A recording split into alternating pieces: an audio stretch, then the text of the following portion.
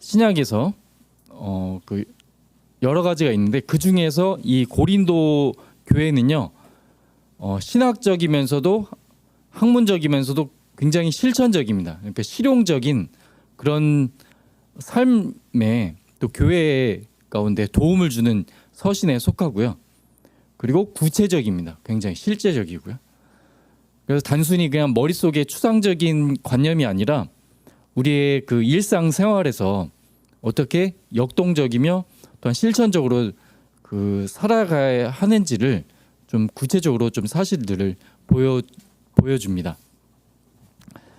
연대기적으로는 그 갈라디아서와 그 데살로니가 서신 다음에 쓰였을 것이고요. 그 바울은 그 고린도에 보낸 그 서신에서 많은 갈등으로 그 곤란해하던 교회들의 여러 가지 문제들을 지적을 합니다. 그리고 그 문제에 대한 바울의 응답과 여러 가지 쟁점에 대한 적용으로 이루어지는데 굉장히 좀 실천적이고 실제적인 내용을 담고 있습니다. 그래서 그 고린도서를 통해서 우리가 좀 생각해 볼 수 있는 것은 요즘 AI 시대잖아요. 그러니까 AI 시대 아마 그 공부하시면서 궁금하신 부분들은 아마 챗 GPT나 AI에 물어보시면은 기다릴 필요 없이 몇 초면은 바로 응답을 해주고요. 굉장히 구체적이고 또한 사실적으로 굉장히 잘 해주는데 AI 시대가 되었다고 해서 그 하나님의 말씀을 읽고 경험하는 것 그것은 AI가 우리에게 알려주지는 않습니다. 그래서 우리가 성경 공부에 대한 접근이 이제 굉장히 그 AI 시대를 통해서 달라지고 있는데요. 그 전에는 지식을 축적하고 또 지식을 쫓는 경향이 강했지만 우리가 이 시대에는 이제 AI를 비서로 여기고 우리의 성경 연구의 비서로 여기고 이제 우리가 그것을 깊이 묵상하고 마음에 담고 우리가 앞으로 이 말씀을 가지고 어떻게 살아가고 경험하면서 우리가 살아갈 것인지 그 부분에 우리가 그 초점을 맞추며 살아가고 있는 그 시점에 있는데요. 그러한 면에서 이 고린도 교회는 굉장히 도움이 많이 되는 부분이 있습니다. 예. 그런 실제적이고 실천적인 부분. 그래서 오늘 그 부분에 대해서 좀 다뤄볼 텐데요.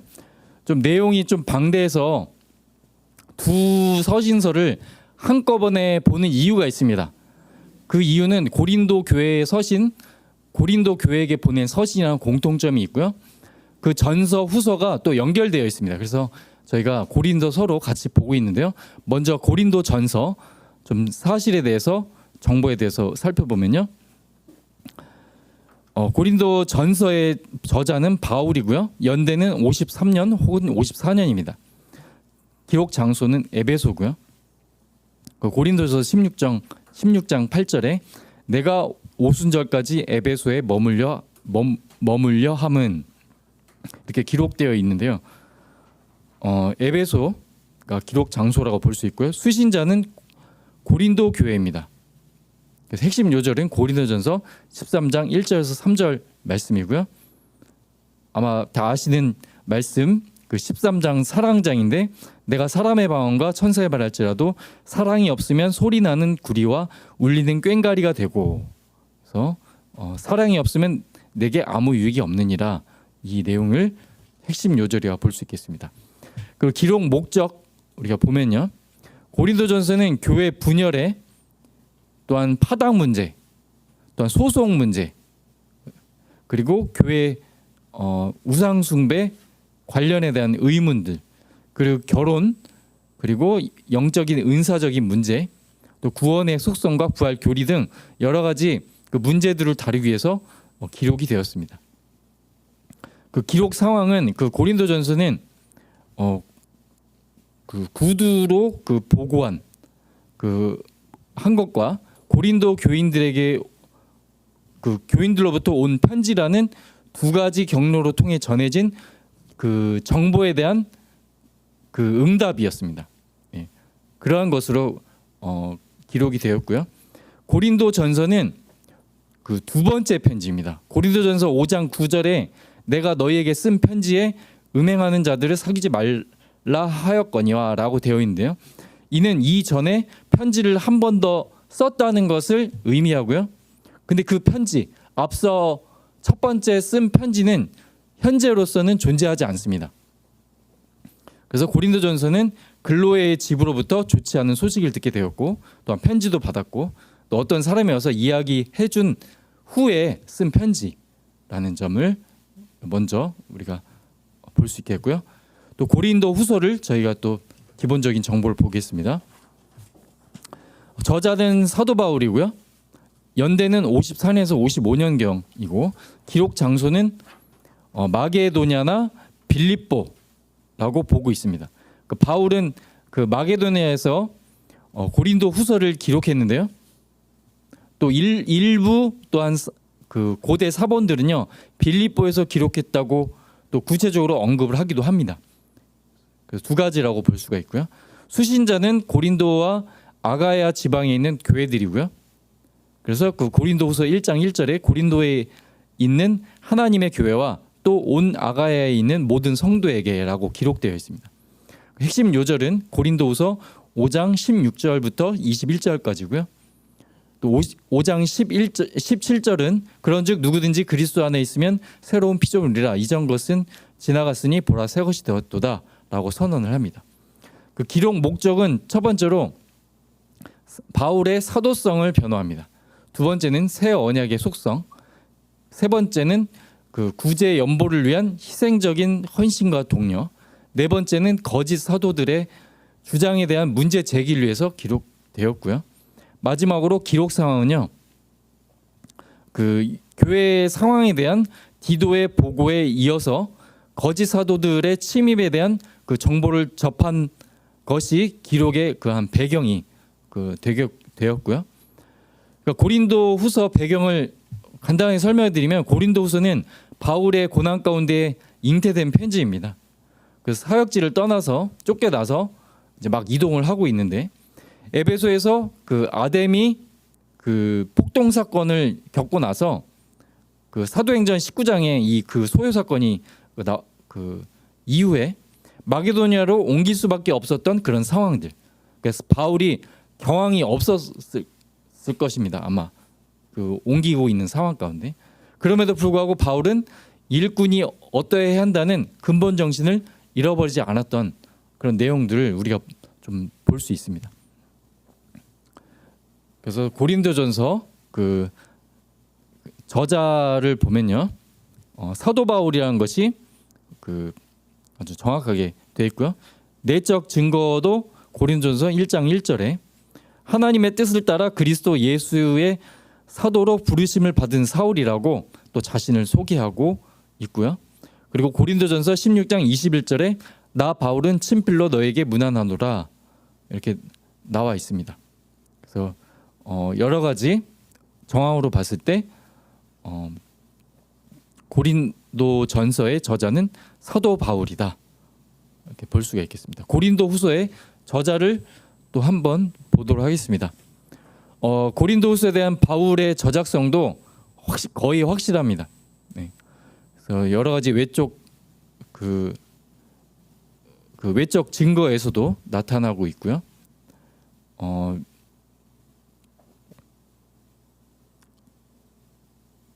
하여튼 결론적으로 바울 그 여기 기록된 뭐 여러 가지 기록을 되었지만 결론적으로 고린도후서의 바울 저자가 바울이라는 것에 대해 의문을 제시할 만한 증거가 없습니다. 그래서 본 서신은 여러 가지 면에서 바울 서신이고 논란의 여지가 없다 볼 수가 있고요.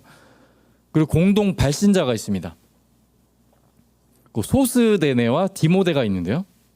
고린도 먼저는 소스데네라고 되어 있는데 고린도전서 1장 1절에 바울은 소스데네를 공동 발신자로 언급을 합니다.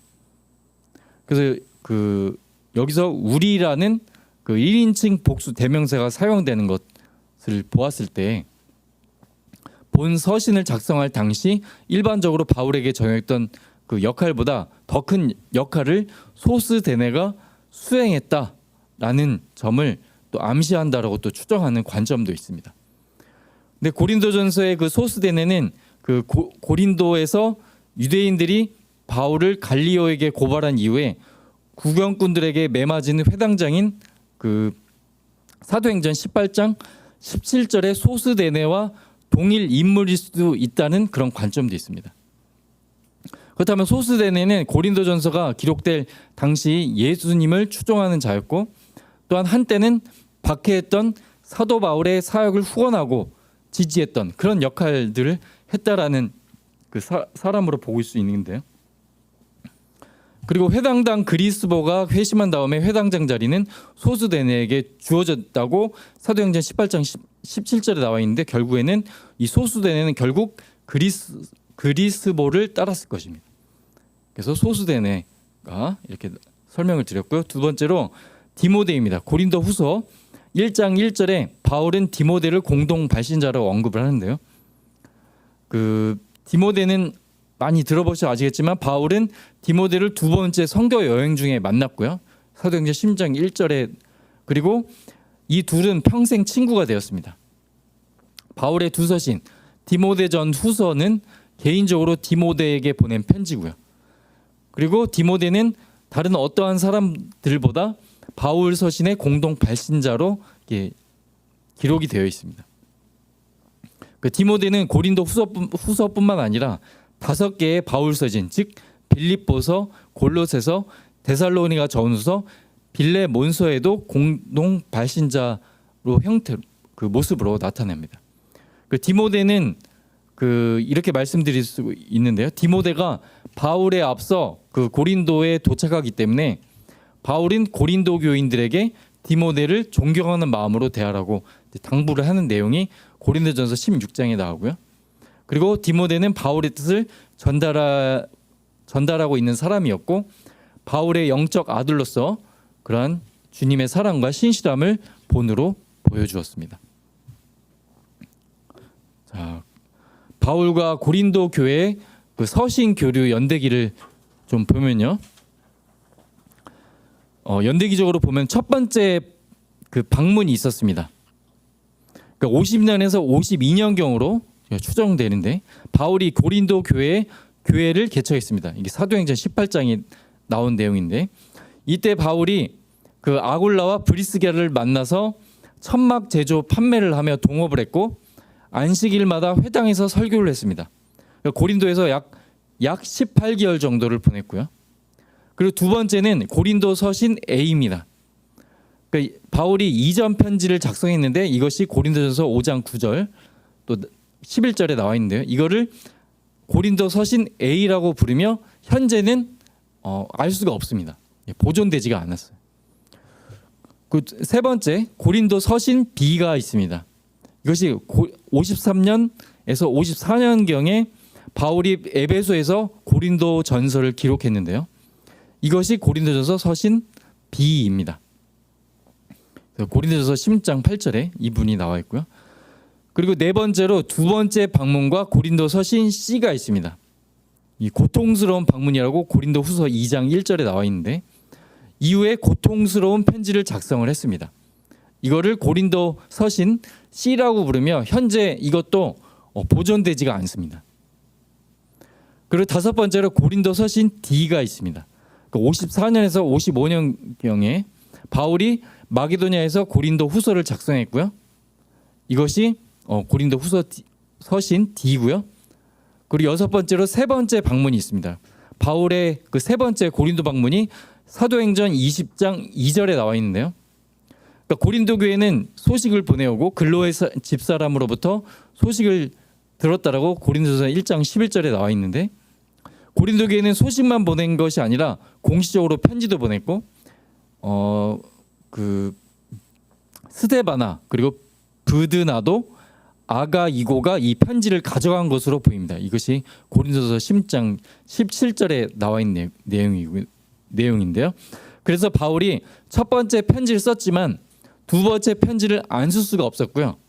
그것이 바로 오늘 우리가 함께 공부하는 두 번째 편지가 고린도 전서입니다. 네, 이러한 맥락에서 고린도서가 쓰여졌다는 연대를 우리가 살펴보았습니다. 기록 연대는 그 고린도전서는 바울이 세 번째 선교 여행 중에서 에베소에서 2년 반을 머물면서 고린도전서를 썼습니다. 여러 비문들에 대해서 그 비문들을 통해서 그 바울이 두 번째 선교 여행 중 갈리오 앞에 섰을 때를 51년 말로 추정해 볼 수 있는데 에베소로 여행하여 그곳에서 2년 반에서 3년 동안을 체류했는데 아마 따라서 바울은 53년 말이나 54년 초 오순절 직전에 이 고린도전서를 기록했을 것이다. 이렇게 추정하고 있고요. 다음은 고린도후서. 고린도후서는 마게도니아에서 고린도후서를 기록했는데요. 여러 사본 문장과 여러 그 바울이 빌립보에서 본 서신을 기록했다고 구체적이 언급되어 있습니다. 네, 그래서 이런 것을 보았을 때 54년 말에서 55년 초로 추정해 볼 수가 있겠고요. 그 갈리오 그 재판 사건이 굉장히 중요한데요. 이것이 사도행전 18장 12절에서 17절에 이 부분이 나오는데 갈리오가 아가야 주의 총독일 때 유대인들이 바울을 고소하여 재판 자리에 끌고 갔지만 갈리오는 종교에 관한 문제이며 율법에 관한 부분이기 때문에 너희들끼리 해결하라고 하여 무죄를 선고했습니다. 그러니까 갈리오의 재임 시기에 대한 이 비문이 고고학적으로 발견이 되었고요. 사도행전의 절대적 연대를 확정하는 중요한 근거가 되었다고 합니다. 그래서 이렇게 추정해 볼 수 있겠고요. 그래서 수신자는 고린도 교회, 고린도 교회입니다. 이 고린도 교회는 우리가 생각하는 것처럼 오늘날의 그 커다란 건물 있고 수백 명, 수천 명 모이는 교회가 아니었고요. 가정교회였을 가능성이 굉장히 높습니다. 그래서 그 고린도전서 1장 11절에 근로의 집 사람들이라는 표현이 나오는데 이는 가정교회 중 하나를 의미한다고 볼 수 있겠고요. 많게는 50명, 적게는 10명 정도의 가정교회 단위로 모였을 가능성이 높다고 보고 있습니다. 그리고 고린도 교회는 한 지역에 쓴 어떤 특정 대형 교회가 아니고요. 고린도 지역 안에 있었던 여러 가정교회들을 이렇게 총칭하는 것으로 그렇게 볼 수 있겠습니다. 그 고린도의 그 좀 지리적인 좀 위치를 좀 설명해 드리면요. 고린도가 굉장히 번영했던 도시였습니다. 그러니까 나라적으로 굉장히 중요한 위치에 있었는데 이 고린도가 펠로폰네소스를 그리스 본토와 연결시켜주는 그런 지리적인 곳에 위치를 했습니다. 다리 역할을 하는 이 땅의 가장 좁은 지점이고 폭이 3.5마일에 불과했다고 해요. 그래서 이 부분이 그 지역 서쪽에는 또 레가에움이라는 항이 또 위치하고 있었는데 이 항구가 그 바다 건너 이탈리아까지 연결을 해주었다고 합니다. 그러니까 이 자리를 지나야 되는 그 중요한 고린도 지역이었다고 우리가 볼 수 있겠는데요. 그리고 그 디올코스라는 곳이 있습니다. 그 그리스인들이 6세기 전에 중요한 두 개의 항구 사이에 좁은 지역을 넘어 디올코스로 알려진 이 돌길을 깔았다고 합니다. 그러니까 그리스인들이 디올코스를 이용해서 화물을 지역의 한편에서 다른 한편으로 운반을 했고 또 상선에 짐을 실어 살았다고 합니다. 그러니까 이러한 디올코스, 그러니까 지리적인 그 위치에 아주 중요한 그 역할을 차지했던 그런 중요한 고린도의 위치가 있었고요. 그러니까 우리나라로 치면요, 그 고린도 우리나라 치면은 약간 대전 같은 곳이라고 보면 된다고 합니다. 그 서울에서 부산 갈 때, 서울에서 광주 갈 때 대전에서 갈라지잖아요. 그러니까 머물러야 되는 그 지역은 도시가 발전하고 또 교통의 중심지 그곳에서는 쉬었다 가고 또 그 예전에 고대 사회에서는 또 거기서 숙식도 해결을 해야 되잖아요. 그러니까 돈을 많이 쓰게 되죠. 그렇기 때문에 중요한 항구이면서 경제적으로 부유한 그 지역이었다라는 그 고린도의 그 위치를 볼 수 있겠습니다. 또 하나의 특징은 그 이스트미아 경기가 있었는데요. 그러니까 고대 이스트미아라는 그 경기가 유명한 그 경기가 있었는데 2년에 한 번씩 올림픽 경기 이전에 또 이후에 열렸는데 그 이 경기가 고린도 경제를 굉장히 성장시켰다고 합니다. 그 고린도전서 9장 24절에서 27절에 보면 달리기 또한 권투 그리고 경기 우승자에게 수여했던 그 썩을 면류관을 언급하고 있는데요. 그러니까 이 썩을 면류관을 이 이미지는 이스트미아 경기에서 비롯되었다고 합니다. 그리고 마지막으로 이 상업적인 번영이 있었는데 두 항구를 잇는 이런 전략적인 위치 때문에 고린도는 아덴과 같은 다른 그리스 도시들이 쇠퇴할 때도 발전을 한 지역이기도 합니다. 그런 고린도가 굉장히 발전한 그 도시인과 동시에 또 다른 특징은 뭐냐면 부도덕하고 종교적인 환경이 발달했다라고 하는 것입니다. 특별히 고린도는 아주 부도덕한 도시로 악명이 높았습니다. 그 고대 그리스 그 격언에는요 그러한 악행들이 많았는데 고린도로 가는 항해가 모든 사람을 위한 것이다 위한 것은 아니다라는 말이 있을 정도로 이 고린도의 그 지역에 대해서 굉장히 악행들이 많았고 또한 아리스토파네스가 이 고린도화하다라는 신조를 만들어내서 이 고대 고린도의 부도덕성을 이렇게 비꼬기도 했습니다. 플라톤도 고린도 여인이라는 그 표현을 사용함으로써 굉장히 부도덕한 그런 곳으로 이렇게 고대 많은 사람들이 좀 부도덕한 지역으로 이미지가 있었다는 거죠. 그리고 그 바울이 고린도 방문이 있기 전에도 그 수십 년 전에 저술한 스트라보라고 한 사람이 이 아프로디테 신전에서의 그런 그 아주 부도덕한 윤리적으로 무너진 그런 부분들도 저술했다고 합니다. 그 또 하나는 뭐냐면 주요 신전들이 있었습니다. 그러니까 이 고린도에 아프로디테 신전이 있었고요. 그리스에서 가장 오래된 신전 중에 하나인 아폴로와 아테네 신전이 있었고요.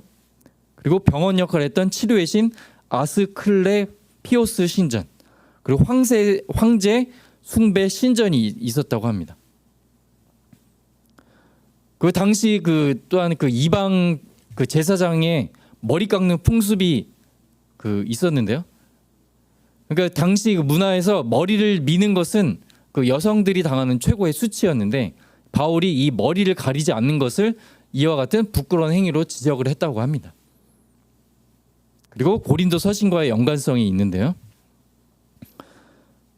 이방 종교의 중심지들 이 고린도 서신에서 특별히 그 두드러지는데 이교도 만찬 참여 문제 그리고 우상에게 바쳐진 고기 문제 이 부분이 고린도 교회 고린도 전 후서도에 좀 언급이 되고 있습니다. 자, 이 부분에 대해서 좀 뒷부분에 대해서 살펴볼 예정이고요. 고린도 교회 구성 아까 간단히 말씀드렸지만 고린도 교회는 유대인과 이방인 신자들이 섞여 있는 공동체였고요. 고린도에는 회당이 적어도 하나 이상은 있었고 그곳에 모인 유대인들은 바울의 초기 고린도 사역에서 주요 대상이었습니다.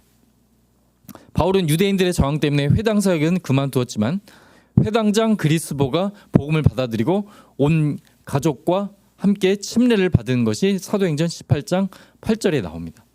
그리고 교회에는 각기 사회 경제 계층의 사람들로 구성이 되어 있었고요. 일부는 노예였고 일부 많은 사람들은 또 부유했습니다. 섞여 있었다는 것이. 그러니까 고린도시의 그 회계 관료였던 에라스도 로마서 16장 23절에 이 사람도 고린도 거리 중 하나를 자기 비용으로 포장해 준 것을 기리기 위해 고대 고린도 극장 앞에 비문에 이름이 새겨진 관료로 보이는데요. 이 에라스도는 교회에서 그 상류 계급이자 부유하고 영향력이 있는 회원 중에 하나였을 것이다라고 이렇게 보고 있습니다. 그러니까 교회의 그 물질적인 풍요, 이것이 결국에 어떤 것이 이어졌냐면 바울과 관련된 문제를 일으켰고요. 일부 회원들이 바울의 가난으로 인해 그의 영성을 놓고 문제를 제기하기도 했습니다. 그러니까 교회의 이런 신분 구조 이렇게 볼 수 있는 것은 그 고린도라는 도시 자체가 노예 신분으로 있다가 자유민으로 신분으로 해방된 사람이 많이 있었습니다. 그래서 주전 그 44년도 로마에 의해서 다시 고린도가 재건이 되었고 대다수의 노예가 해방이 되어 자유민이 되었습니다. 하지만 제약은 있었습니다. 로마법에 의해서 로마 군대나 공적인 자리엔 나갈 수가 없었고요. 주로 상업일이나 무역일을 하면서 부를 획득했고 부를 획득하면서 이제 신분 상승을 하고자 하는 욕심이 생겨서 매우 유명한 교사들, 유명한 사람들을 초대해서 배우고자 하는 그런 열정이 넘쳤다고 합니다. 결국에 이것이 나중에 고린도 교회의 파당 문제로 연결되는 그 근거가 또 배경이 되기도 합니다. 또 기록 동기를 우리가 보면서 좀 그 고린도 교회 사역의 좀 바울의 고린도 사역의 배경을 좀 정리해 보면요. 두 번째 선교 여행 때 이 고린도 교회를 세웠고요. 이 아덴에서 고린도로 이동한 다음에 아굴라와 브리스게를 만나서 천막 제조를 했고요. 그들 동업자로 일을 했고 회당에서 설교를 했고 그리고 회당 옆 디도 유스도의 집에서 그의 사역을 이어 나아갔습니다. 두 번째 선교 여행 때. 이 디도 유스도는요 회당에 자주 나가 바울의 복음을 받아들이던 이방인이었는데요. 회당장 그리스보와 온 가족 그리고 많은 고린도 사람들이 이 바울의 전한 복음을 믿고 침례를 받았습니다. 그 일부 적대자들이 아가야 총독 갈리오에게 기소를 했고요. 이 바울 사건이 로마 법과는 무관했기 때문에 기각을 하고 고소자들을 쫓아냈습니다. 고린도에서 18개월 보낸 바울은 시리아로 행했고요. 에베소에 잠시 체류한 다음에 가이사랴와 예루살렘으로 가 그곳에서 교회 보고한 후 안디옥으로 돌아왔습니다. 이 바울이 마게도니아 지역에서 계속 도망을 다니다가 아가야 지역으로 왔는데 아덴에서도 잘 안 된 거예요. 그러니까 바울이 좀 두려웠을 것입니다. 그랬을 때 하나님이 고린도에서 음성을 들려주셨는데 두려워하지 말고 침묵하지 말라. 이 성에 내 백성이 많다. 이게 사도행전 18장 9절 10절에 나와 있는데요. 이 말씀에 힘입어서 1년 6개월을 머물 수 있었고요. 이러한 배경에 이 고린도에서 이런 바울이 이러한 격려를 받았다라는 점을 우리가 볼 수 있습니다. 자, 그래서 아까 말씀드렸던 고린도 기록의 그 직접적인 동기 아까 언급드렸기 때문에 이 부분 넘어가고요. 고린도 교회의 주요 문제들이 있습니다. 이 부분은 고린도 전서에 나오는데요. 파당 형성이 있었고요. 그리고 성적인 부도덕, 그리고 법적인 소송, 그리고 주의 만찬이 남용되었다는 점, 그리고 부활을 부정했다는 점, 그리고 사도권을 도전했다는 그런 내용이 그 고린도 전서에 담고 있습니다. 자, 이어서 고린도 후서의 기록 동기를 보면요, 디도가 그 마게도니아에서 바울을 만나서 고린도 서신 C에 대한 고린도 교회 반응이 고무적이었다고 반응을 합니다. 그래서 그 편지에 그 고린도후서 7장 10절에 고린도 교인 안에 하나님께서 주시는 걱정을 주어서 그 회개하도록 만들었다. 이렇게 그것이 고린도후서 7장 10절에 하나님의 뜻대로 하는 근심은 후회할 것이 없는 구원에 이르게 하는 회개를 이루는 것이요 세상 근심은 사망을 이루는 것이다. 이 내용을 통해서 바울이 그들의 마음이 변화된 것에 대한 기쁨을 담은 마지막 편지를 고린도 교인들에게 보낸 것이 고린도 후서, 이 고린도 서신 D입니다. 이것이 예, 그렇게 고린도후서 D가 보내졌고요. 이것이 고린도후서 기록 동기가 되었다라는 점. 네. 그래서 로마 그 클레멘트가 이 고린도 사람들에게 쓴 이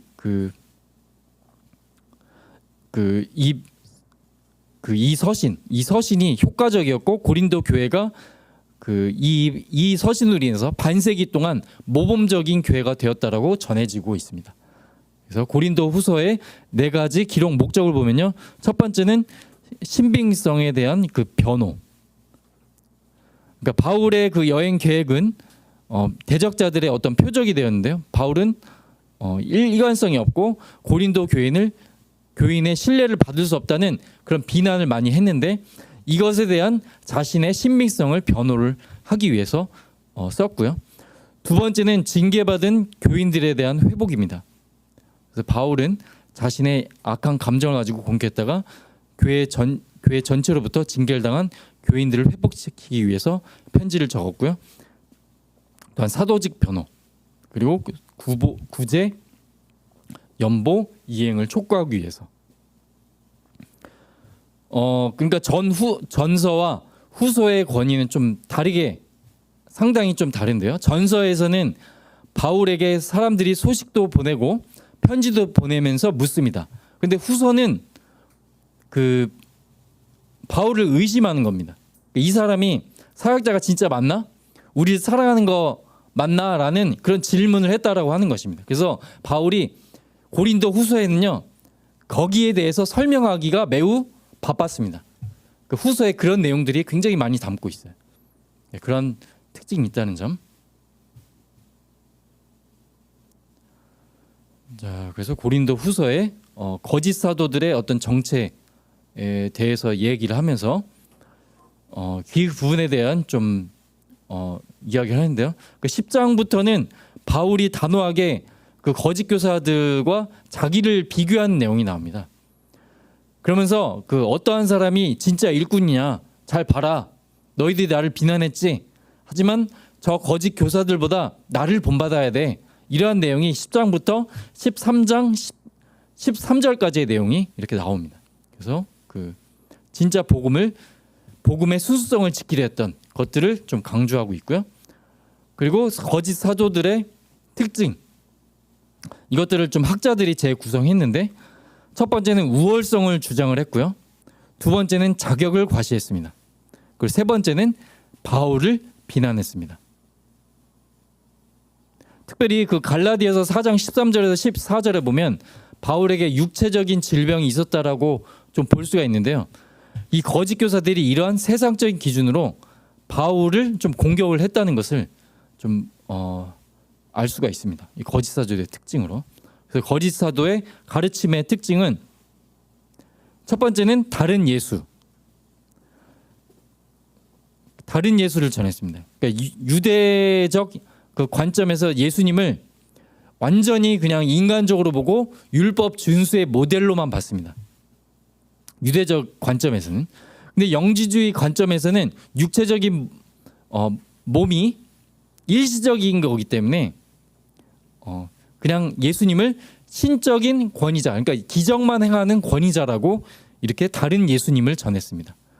두 번째는 다른 성령입니다. 그러니까 유대적 관점에서는 유대적 가르침에 묶여 놓은 영이고요. 그리고 영지주의적인 관점에서는 그 물질과 육체에 대한 적대적인 관계로 그런 관점에서 보고 또 환상적인 체험만 중요하게 여기는 그런 모습들을 좀 강조를 했고요. 또 다른 복음을 이야기했습니다. 유대적인 관점에서는 그러니까 율법, 규율 준수만 강조를 했고요. 영지주의적인 관점에서는 비밀인 것만 비밀이고 그 어떤 이상적인 그런 것들만 관여를 하고 뭐라고 설명해야 될지 저도 설명해야 될지 지금 생각이 안 나는데 어쨌든 그 육은 무해하고 이 영적인 것만 중요하다라는 것을 강조해서 다른 복음을 전했다라고 하는 것입니다. 네. 자, 그러한 점에서 이렇게 신인이라고 이렇게 나와 있는데요. 여기 신인이라는 것은 뭐냐면은 신적인, 그러니까 신적인 것만 강조했다라는 것이라고 볼 수가 있습니다. 네. 자, 고린도전서 문학적인 구조. 고린도전서는 크게 두 부분으로 나뉘는데요. 1장부터 6장까지 그 이야기에 대한 답변으로 글로의 지편으로 전해들은 음행과 송사에 관한 문제를 다루고요. 7장부터 16장까지는 그 문제들로 여러 문제들에 대한 답변을 제시합니다. 그래서 문제 그리고 답변 이러한 것으로 구조가 되어 있고요. 고린도후서는 고린도후서의 특징은 6장 14절에서 7장 1절을 정 가운데 두고 그 앞뒤가 대칭되는 구조로 볼 수가 있네요. 예를 들면 앞에서의 마음을 넓히라고 한 것과 뒤에서 마음을 영접하라고 한 것, 디도를 근심으로 보낸 것과 디도를 오므로부터 위로받은 것, 또 넘치는 환난 속의 넘치는 위로와 넘치는 기쁨 가운데 넘치는 연보가 서로 이렇게 대칭을 이루는데 가운데 그를 두고서 이렇게 양쪽에 대칭으로 되어 있는 관점도 있고요. 또 여기 제가 드린 PPT에 나와 있는 관점 세 가지 부분으로 또 나와 있는데 1장에서 7장, 8장에서 9장, 그리고 10장에서 13장의 내용으로도 이렇게 볼 수가 있겠습니다.